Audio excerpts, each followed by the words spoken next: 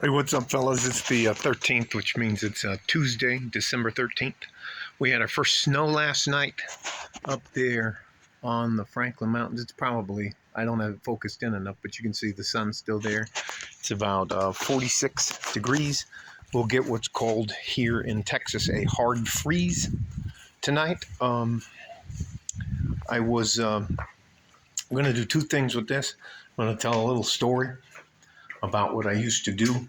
One of the things I used to do in the military, in the Army, EOD program, explosive ordnance disposal. And then I'm going to talk to you about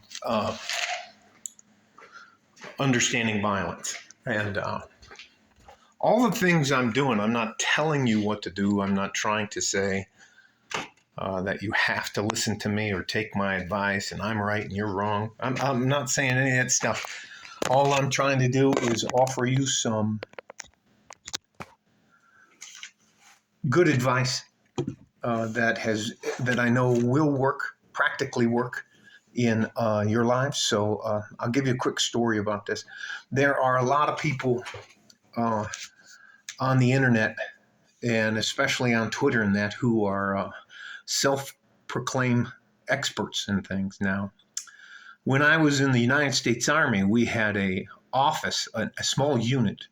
It was back when I was in, it was called the 149th EOD, and that was at Andrews Air Force Base in Maryland.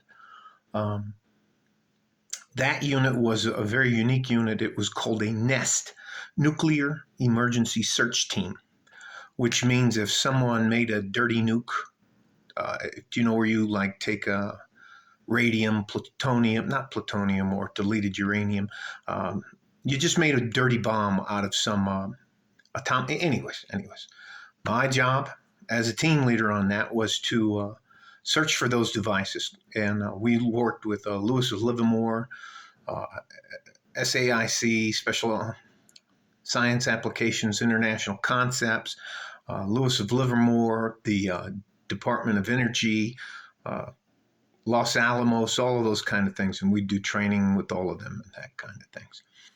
It's funny how some of these guys, and I like science. I enjoy science, chemistry, and all of that kind of stuff. And it's funny that if you're supposed to be a subject matter expert in nuclear energy or the way that nuclear weapons work, you have to know this term. It's called simultaneity.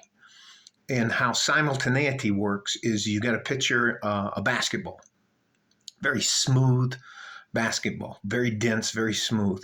And what you're trying to do to cause a criticality problem is you're trying to equally squeeze that ball at all the points along there at the same time, and it all happens at the same time.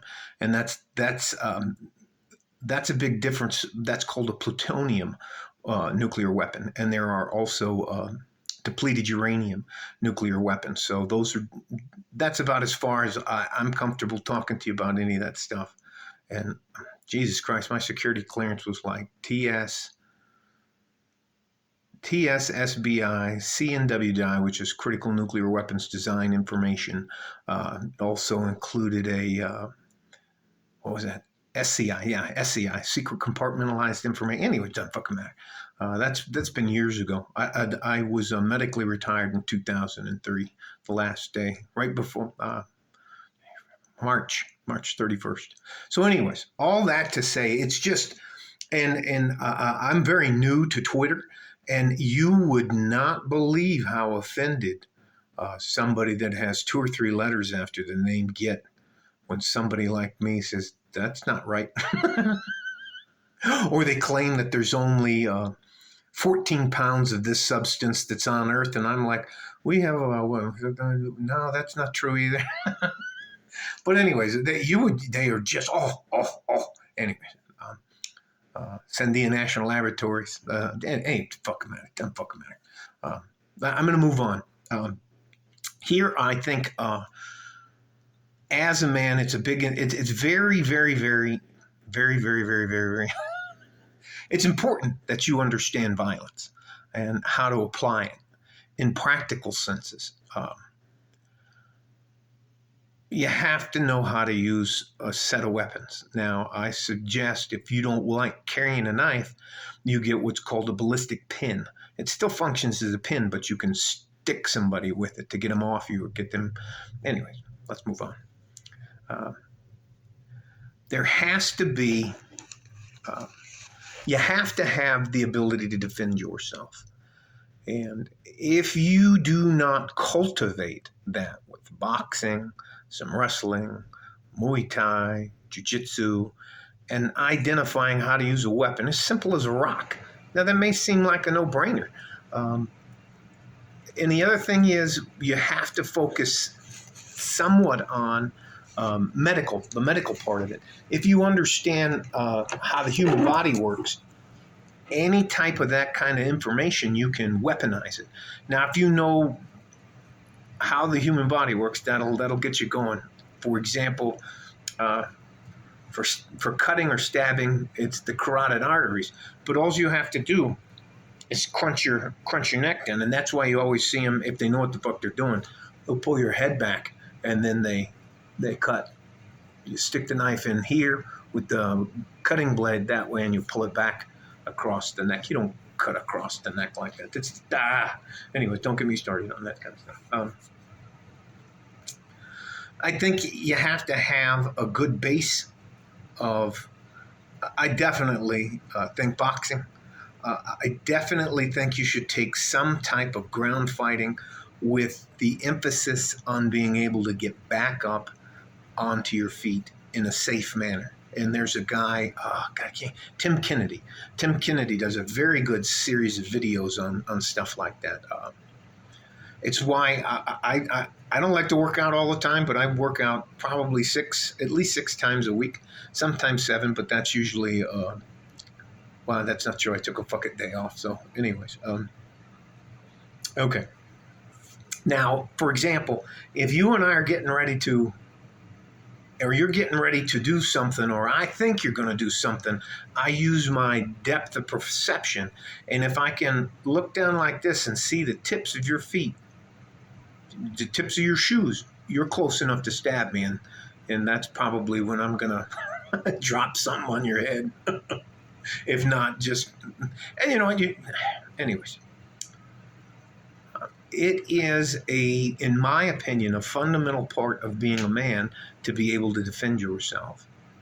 And I've personally seen this happen when a guy